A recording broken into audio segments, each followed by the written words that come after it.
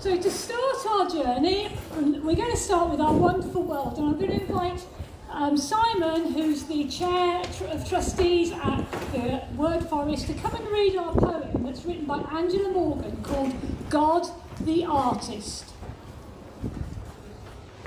Thank you very much, Joe. I have to start this by just giving thanks for such a glorious day. It's just such a wonderful day. It could have been pouring with rain. Instead, we've got this. So this is God the Artist by Angela Morgan. God, when you thought of a pine tree, how did you think of a star?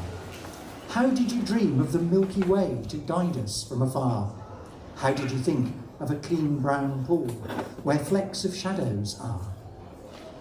God, when you thought of a cobweb, how did you think of dew? How did you know a spider's house had shingles bright and new? How did you know the human folk would love them like they do? God, when you patterned a bird song flung on a silver string, how did you know the ecstasy that crystal call would bring? How did you think of a bubbling throat and a darling speckled wing? God, when you chiselled a raindrop, how did you think of a stem bearing a lovely satin leaf to hold the tiny gem? How did you know a million drops would deck the morning's hem?